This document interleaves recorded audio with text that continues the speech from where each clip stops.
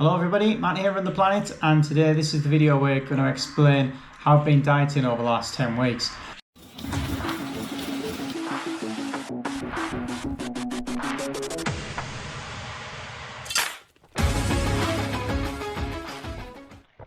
So for the last 10 weeks I've been dieting and I've gone from 82 to 72 kilograms.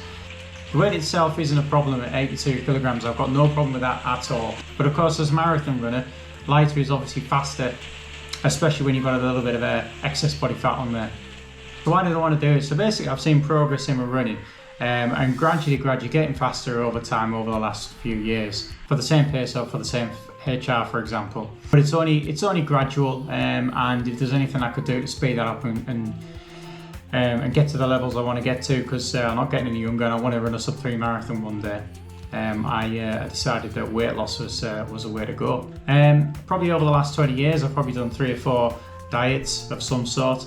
On this occasion, actually in the last training block I did for the Chester Marathon, I actually tried to do a little bit of dieting towards the end to get my weight down just before the race, and it was just proving too difficult trying to take on all the carbs, all the energy for the long runs and the back end of the high intensity of the training, and still drop the weight off. So I decided that once I finished with my marathons at the end of this year, the last one I've ran was the Yorkshire Marathon.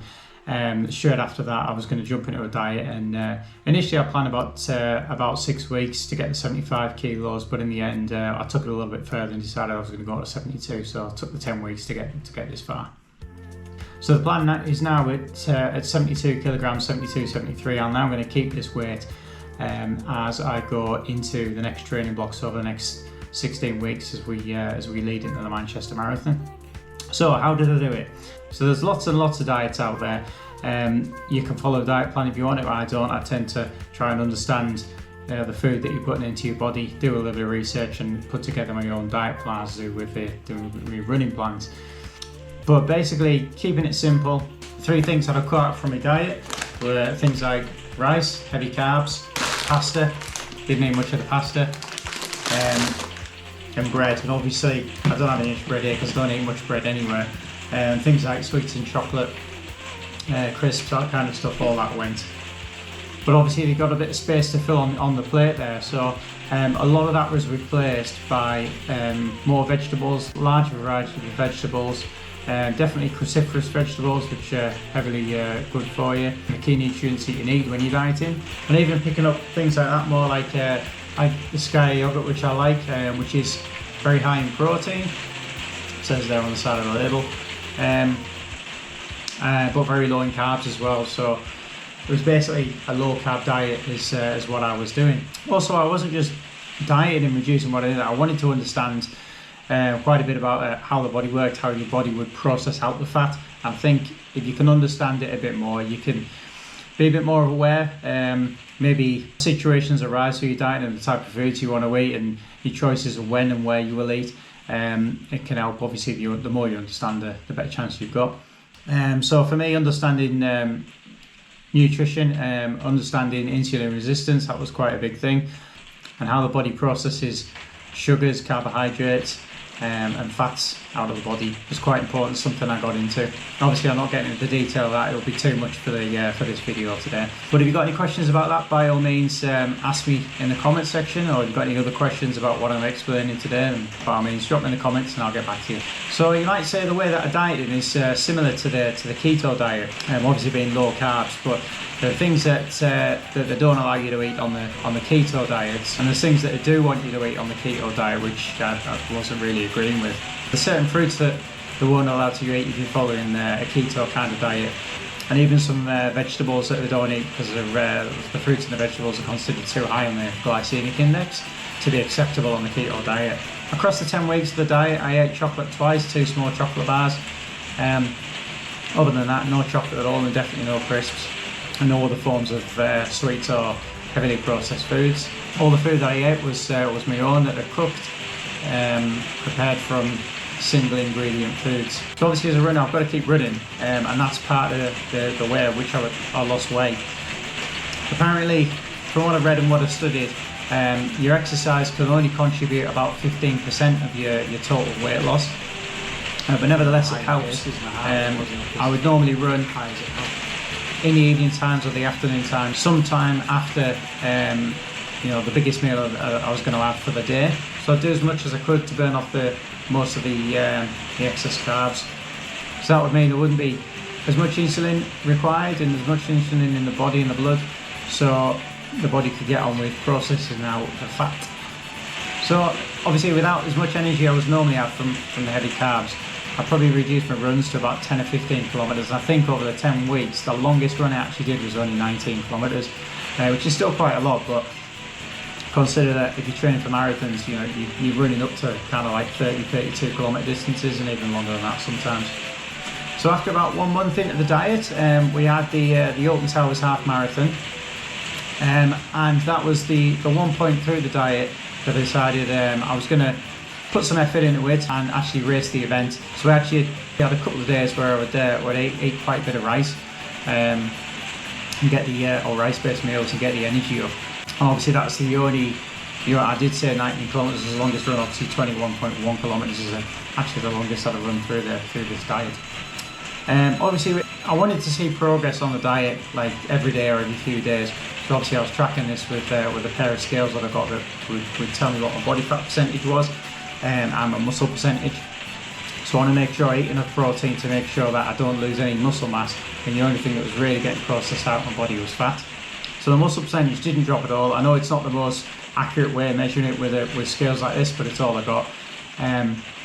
The only time when I saw that the muscle percentage changed and actually went down a bit, went down about half a kilogram, was when I was actually ill and I got the flu. So I was ill a couple of times through the diet, and when I had the flu, that was probably the worst I've ever had it in 20 years.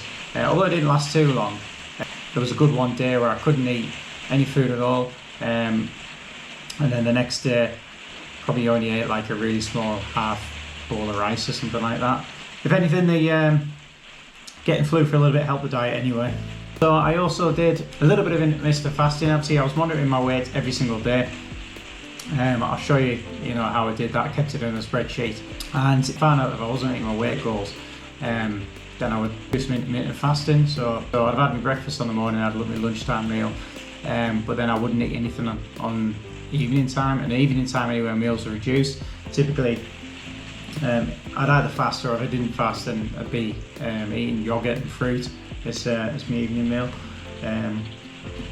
Not every day. Most of the time I was eating normal food on an evening time, maybe once or twice a week if I wasn't meeting those goals. So we'd switch into the intermittent fasting. So I think it's very important to track your weight every day. Some people, you hear about people doing diets and stuff, they do like a weigh-in once a week or something like that.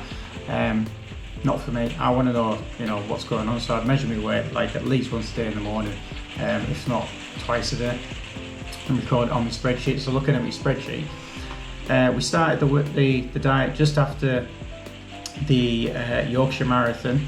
I was probably up at about close to 84 kilograms, but obviously there might have been a bit of a kind of inflammation after running the marathon or something like that, and 84 is a little bit out there. It's not normal for me. So let's say week one it was about 82.2 kilograms, and then by the end of the second week we dropped to 79.7. So the weight loss in the first week was really good at 2.5 kilograms, dropping down probably faster than what I planned for and what I wanted to be, but nevertheless I'd take it. And then week 3 we dropped down by another 1.1 kilograms to about 78.6.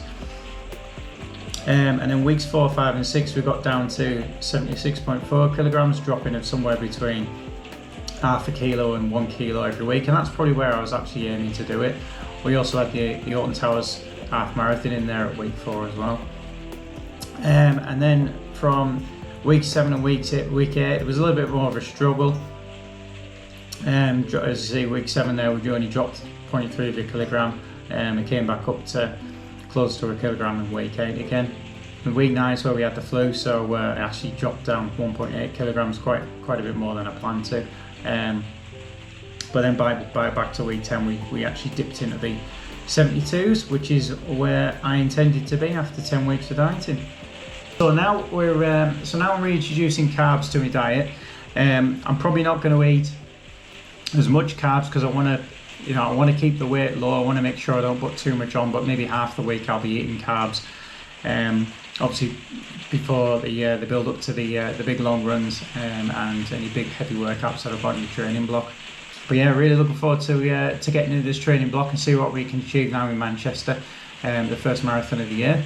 Lots more other events to come as well. So I hope that was useful to you. If you're interested in one way of losing weight as a runner, as you try and progress, whatever your running goals are, whether it be a 5k, 10k, marathon, half marathon, ultras, whatever it is, there's a way I've done it there, and it might be useful to you. If you've got any questions about what I've done or something you think I haven't covered, then by all means leave us a question in the comments and I'll get straight back to you.